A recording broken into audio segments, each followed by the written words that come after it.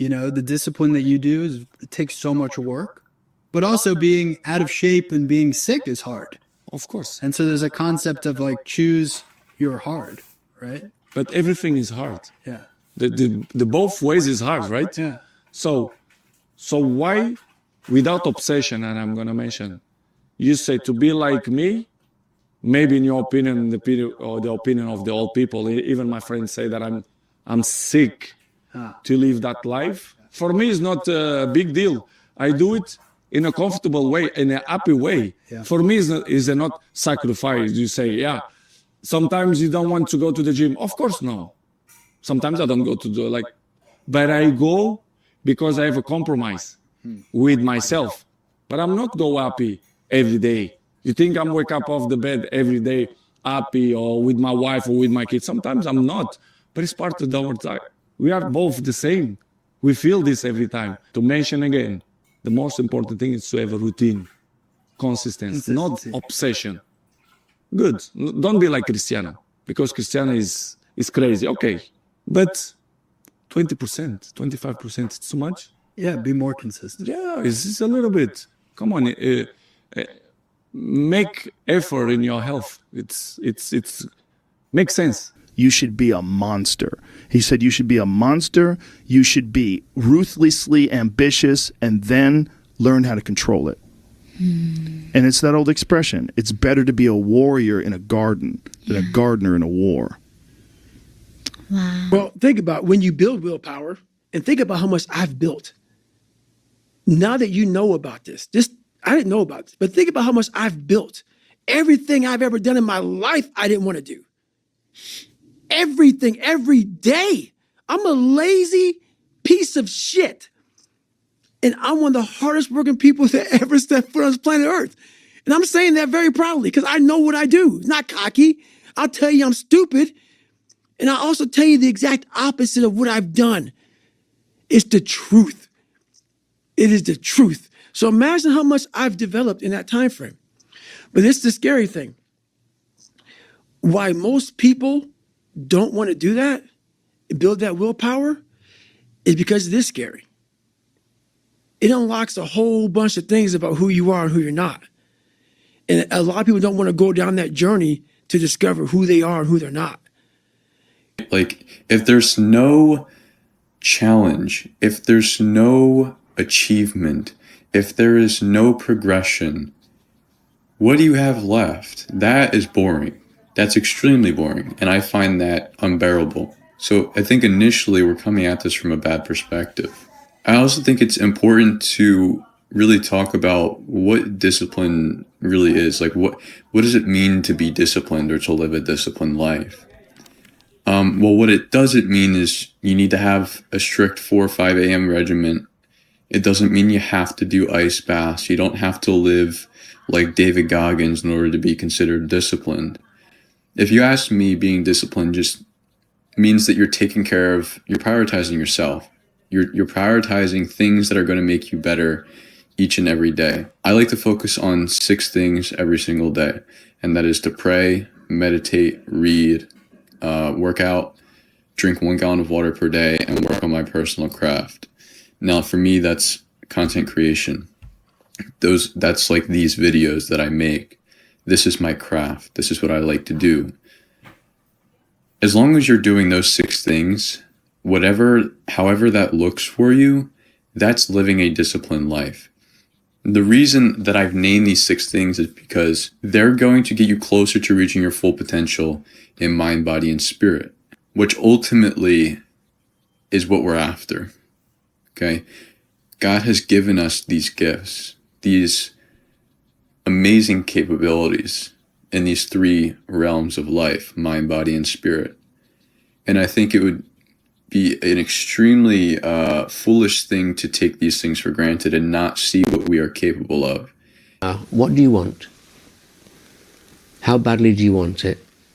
And how much are you willing to suffer? And very often, everything revolves around the first question, what do you want? Because a lot of people are unclear what they want from life. They don't sit down and think through. We are writing our own life story every day. And yet we don't think about it. Who do we want to be? Where do we want to live? What life do we want to lead? When we've finished our life, come to the end of our life and look back, what do we want to say that we've done? So what do you want is a very powerful question. And then if an athlete says, I want to be the best, Bill, fine. How badly do you want it? Because you've got to pay a price to be the best. The best pay a big price. You've got to work harder, you've got to commit more, you've got to take more responsibility, you've got to deal with more ups and downs. And if we can deal with that question, how much are you willing to suffer? Because I work with gold medal champions and they suffer every day. They work enormously hard. They sacrifice enormous things in order to get that success. Absolutely and utterly true. And happiness is the number one thing that must be earned. And I'll tell you that my happiness is based on very real world achievements. I couldn't be happy if I was broke. I couldn't be happy if I was obese. I couldn't be happy if I was lonely. I couldn't be happy if I wasn't respected. I couldn't be happy if I couldn't whoop a dude's ass. I couldn't be happy in those scenarios. So I made sure none of them scenarios came true. I have earned my happiness via hard work. It's the top of a mountain, which I have climbed. I deserve it. I deserve to go to sleep with a smile on my fucking face and wake up between two bitches. That's what I fucking deserve. And every single guy who hasn't got it probably doesn't deserve it. The universe is very giving and very fair. People seem to think that the world is unfair, and those are all the same people who tell themselves they're unlucky. I actually believe the opposite. I believe the universe is a very giving place. I believe God is a very giving being, and that the world, all in all, generally balances out and is pretty fair. If you're the kind of person who deserves a good life and works their ass off and genuinely wants it and tries very hard, guess what you get 99% of the time?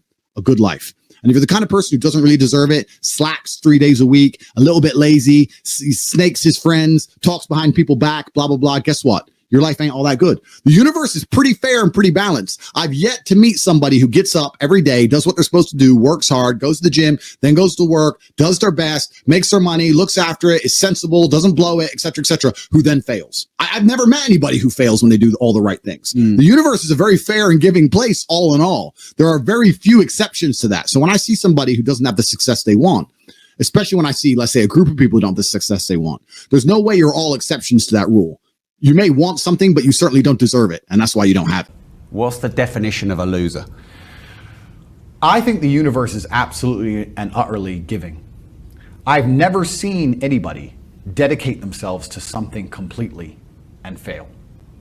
I've never seen somebody eat right, go to the gym every day, train really hard, and not be in good shape.